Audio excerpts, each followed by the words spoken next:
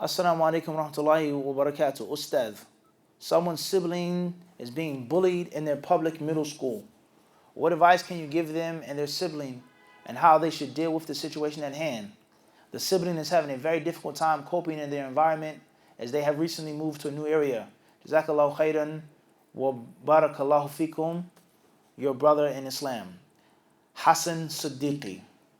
Wa alaikum assalam wa rahmatullahi ta'ala wa barakatuh.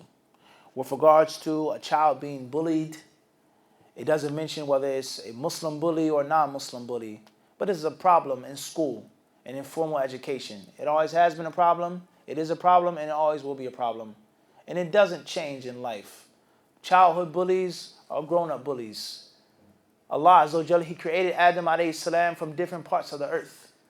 Different parts of the earth, different types of clay, different types of dirt. Some is light, some is dark. We have mountains, we have tundra, we have wasteland, we have forests. It's different parts of the world. And that's why there are different types of human beings. Some human beings are aggressive by nature. Some human beings are soft by nature, mellow by nature. Some people are naturally strong by nature, naturally knowledgeable by nature. Some people are handsome by nature, and the list goes on. There are different types of people. And from the offspring of Adam alayhi salam are those who are aggressive, those who wish to enforce or wish to impose their will upon other people, verbally or physically, by nature. They just can't help it. They're bullies by nature. And then there are people who are meek by nature. But what happens when the weak person or the meek person doesn't wish to be bullied and pushed around and paraded around by the aggressive one, as in this question right now, whether it's a Muslim or not? So my advice, bi'idhnillahi ta'ala, first and foremost is one of the principles of life, or as we say, principles of warfare, is that you have an ally.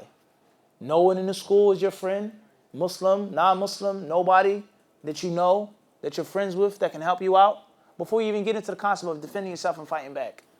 Because when you have strong friends, powerful friends, most cases a bully won't even what? Like we said in the car.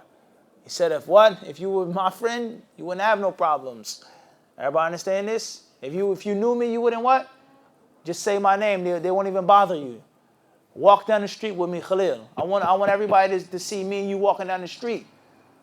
So they know what? Leave Khalil alone. He knows Mufti.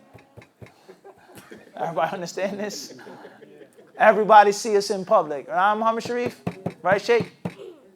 Tight. So therefore, the concept of is nobody in the school that the child knows, no other Muslims, no friends.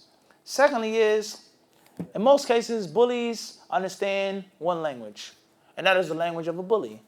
They have one-track minds.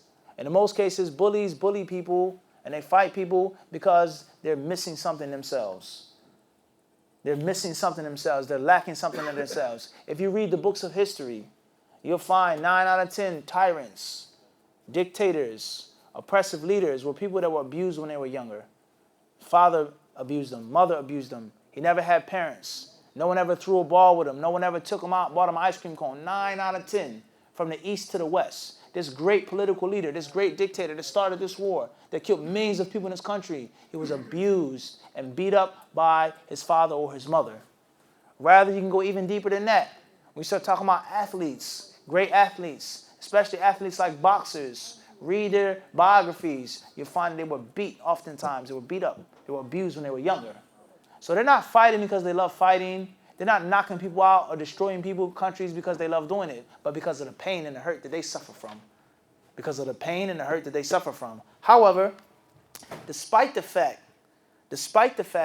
that they are starving for love and attention, despite the fact that they're lacking themselves, they've been damaged. Mentally and physically and emotionally. They've been scarred. They've been hurt. So oftentimes, you try to show them love, they still don't want love. You try to offer them friendship, they still don't want your friendship.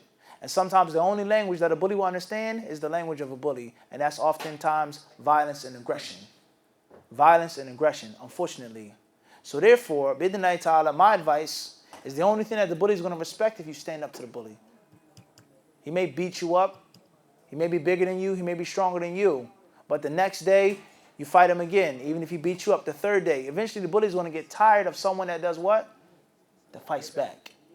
He's going to get tired of that. And it's no longer easy prey, it's no longer easy victim, so he moves on to a next person. Even if you can't beat the bully up. But the sheer fact that you're standing up, you can take my lunch money, but it's not going to be easy today. Everybody understand this? Not today. Everybody understand this? This is a reality.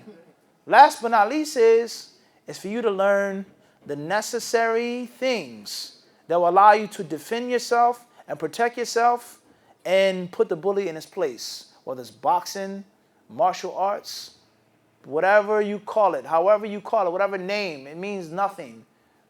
Everybody understand this? The concept of martial arts does not just mean taekwondo, karate, and jiu-jitsu.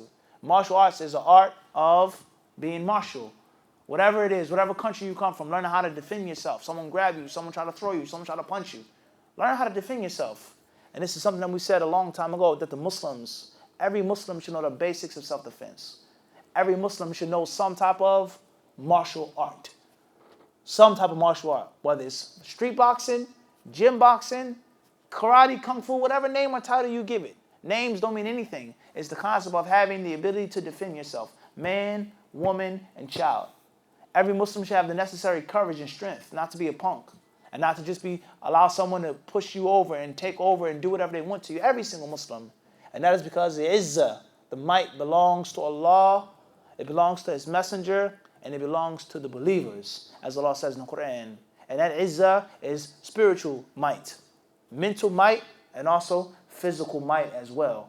Size, shape, doesn't matter. It's about your heart. Strength comes from your heart.